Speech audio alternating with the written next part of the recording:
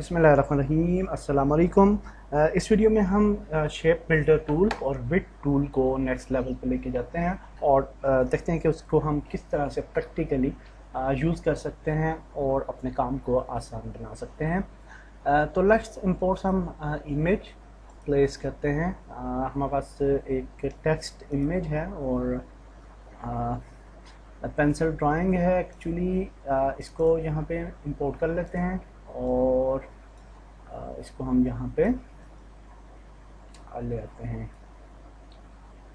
That's good. और हम definitely इसको कहीं पे जहाँ पे हमें ये ठीक लग रही है हम इसको यहाँ पे प्लेस करते हैं और स्टार्ट करते हैं ड्राइंग करना।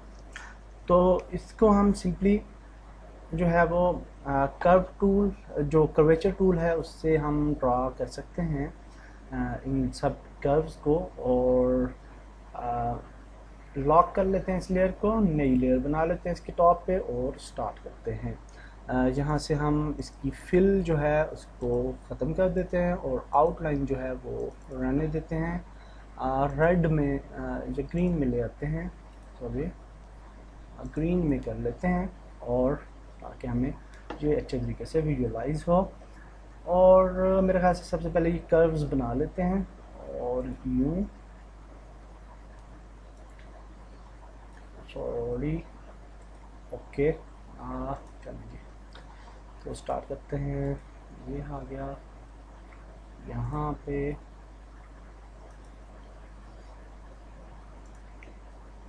बहुत ही मज़े का टूल है ये कर्वेचर टूल और आई थिंक ये बहुत ही यूज़फुल सा है। यहाँ पे आके हम एस्केप प्रेस कर सकते हैं और यहाँ से नई कर जो है वो शुरू कर सकते हैं। और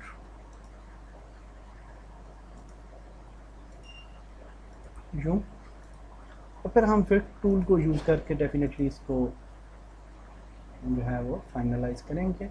तो मैं ये शेप बना लेता हूँ और फिर रिज्यूम करते हैं वीडियो। जी जनाब, तो टेक्स्ट लिख लिया हमने और अब हम इसको थोड़ा खूबसूरत बनाते हैं। और देखें कि अगर हम इस टेक्स्ट को सिलेक्ट करें तो ये डिफरेंट मैंने सेक्शंस में बनाया है और यहाँ पे आप देख सकते हैं कि लिटिल स्पॉट्स भी हैं और हमने किसी जगह से कर्वेचर ये विड टूल को यूज़ करना है, किसी जगह से नहीं यूज़ करना। तो सिंपल है, हम विड टूल सेलेक्ट कर लेते हैं और जहाँ जहाँ से हम यूज़ करना चाहते हैं वहाँ पे जो है इसको यूज़ करते हैं। तो यहाँ पे आप देखिए कि अगर हम यूज़ करते हैं तो आई थिंक के दैट्स फाइन, हम इसको इस तरह से यूज़ कर सकते हैं और इसके जो एंड्स हैं इनको हम यूँ मिला लेते हैं इस शेप के लिए। और यहाँ पे हम जो है इस जगह से हम थोड़ा इसको मज़ीद विड्थ देना चाहते हैं तो इस एंड को भी जो है मिला लेते हैं।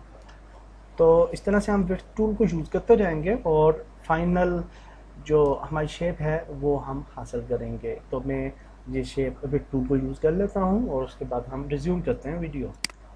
ओके जी, तो हमारी शेप मुकम्मल हुई और आप देख सकते हैं कि हम फाइनली इस तरह का इफ़ेक्ट जो है वो देख पा रहे हैं।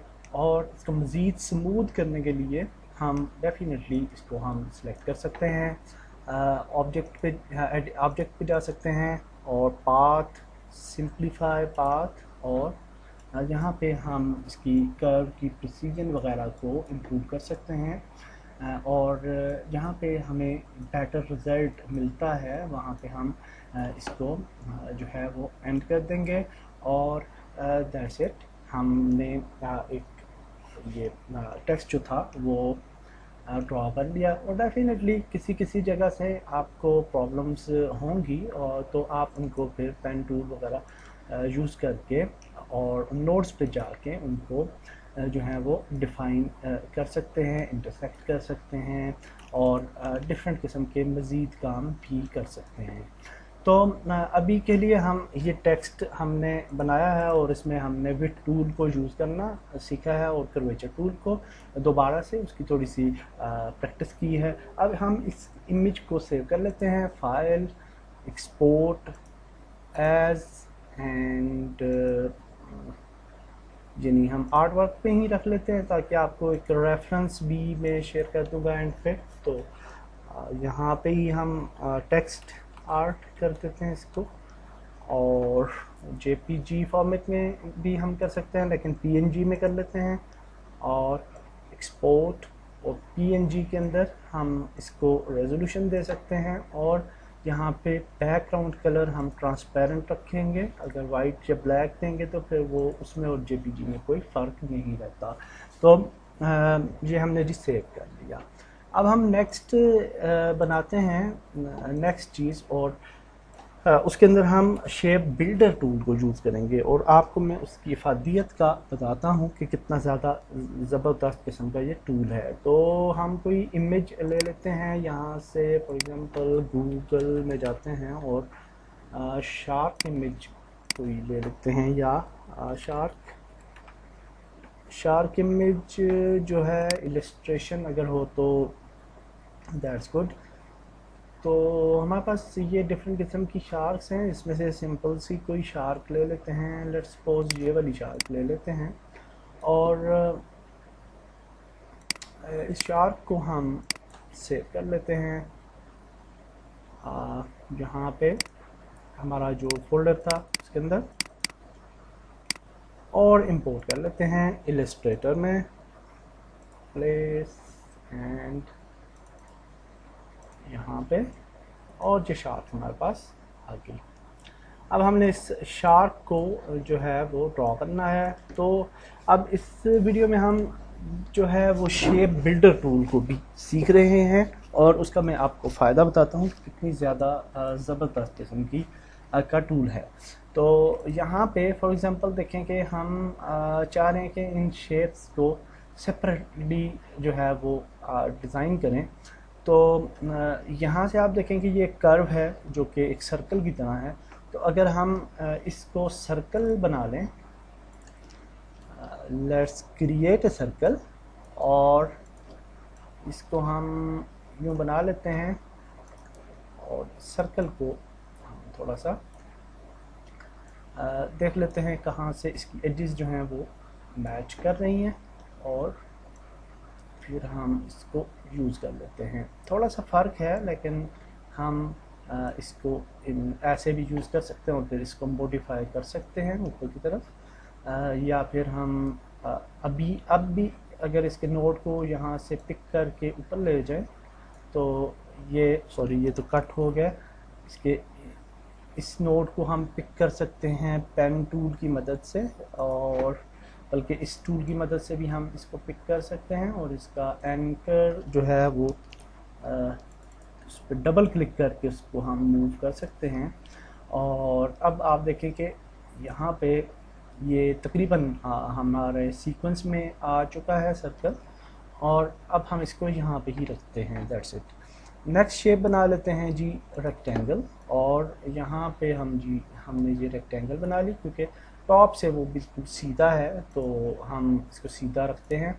और चूँकि ये हैंड ड्राइंग है जो हमने इमेज ली है, तो इस वजह से ये प्रॉब्लम थोड़ा सा आता है, लेकिन बेशक आता रहे, कोई दिक्कत नहीं है। तो इसके साथ साथ हम ये वाली शेप्स बना लेते हैं। तो इसके लिए हम कर्वेचर टूल यूज़ कर लेते हैं, और यूँ और यूँ और यूँ। ओके, अब हम जो है ये शेप्स तो सिंपल सी लाइंस हैं, तो इनको भी बना लेते हैं यहाँ पे, और इसके बाद ये वाली शेप भी यूज़ करते हैं। और आप देख रहे हैं कि मैं लाइन को थोड़ा सा अंदर करके रख रहा हूँ, और उसका रीज़न ये है कि हम शेप बिल्डर टूल यूज़ करेंगे तो ये इंटरसेक्ट होनी चाहिए। तो यहाँ पे जी हम ये लाइन भी बना लेते हैं, और यूँ ये शेप भी हम बना लेते हैं। और लास्ट शेप हमारे पास रह गई है प्रॉबली ये वाली, और इसको भी हम बनाते हैं। ये सर्कल है तो आई के लिए भी हम बना लेंगे, लेकिन अभी के लिए हम यहाँ पे ये जो है इसके टीथ हैं तो वो बना लेते हैं, और टीथ का फर्स्ट पार्ट जो है वो हम यहाँ पे रखते हैं, और यहाँ पे यहाँ से बाहर ले आते हैं, यहाँ से बाहर यूँ कर लेते हैं, नो प्रॉब्लम,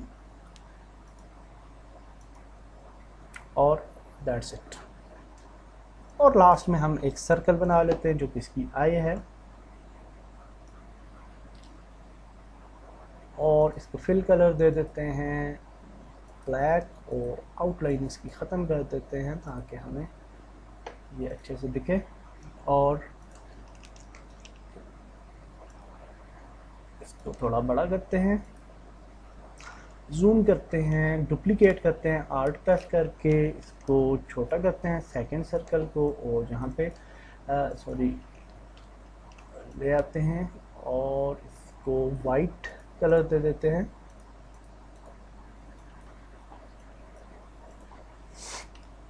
और दैट्स इट।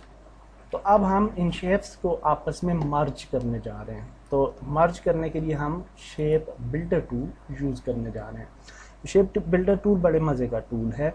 यहाँ पे आप इन सबको सिलेक्ट कर लीजिए, और ना भी सिलेक्ट करें तो कोई बात नहीं है, और ये शेप बिल्डर टूल है, इसको सिलेक्ट कर दिया।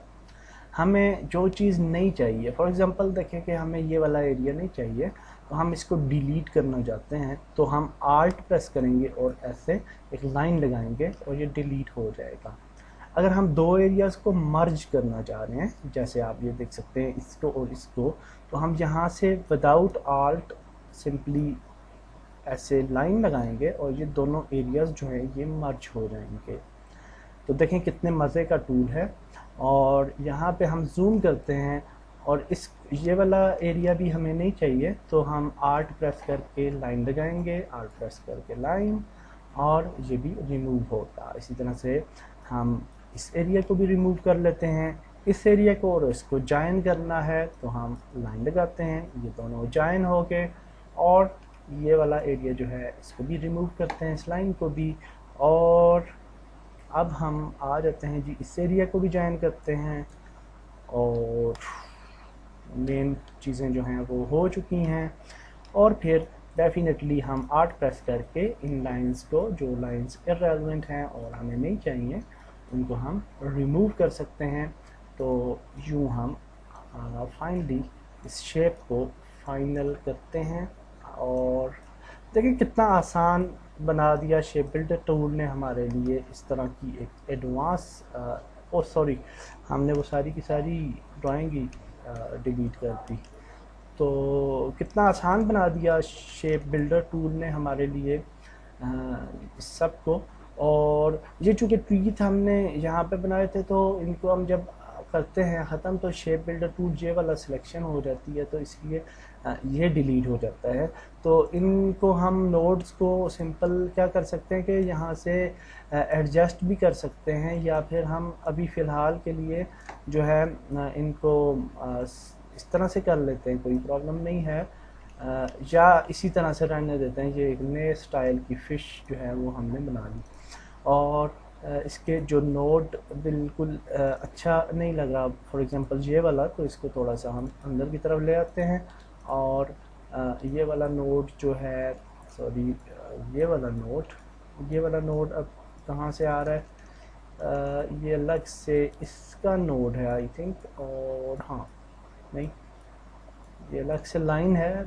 एनी हाउ उसको भी आप फिक्स कर लेंगे, और जब आप डेफिनेटली एक्यूरेट बनाएंगे तो बना सकते हैं।